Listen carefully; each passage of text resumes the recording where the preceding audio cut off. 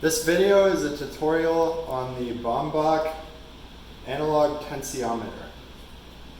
These are the two pieces that make up this tensiometer. There's the top with an analog dial, and the bottom, which includes this plastic tube with a ceramic cone attached to the bottom.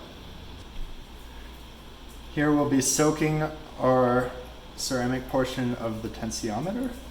You'll see bubbles coming out of the tube, and once they stop flowing, you'll give it a tap a couple times to make sure they've all been dislodged.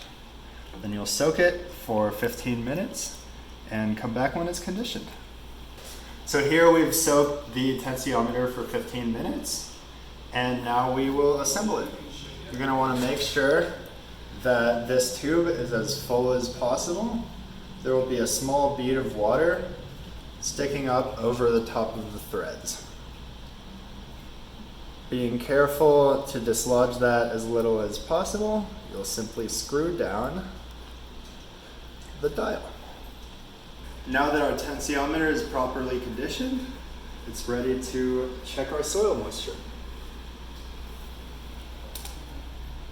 We'll insert it slowly and steadily, straight down, trying not to wiggle it so that you create as tight a seal as possible.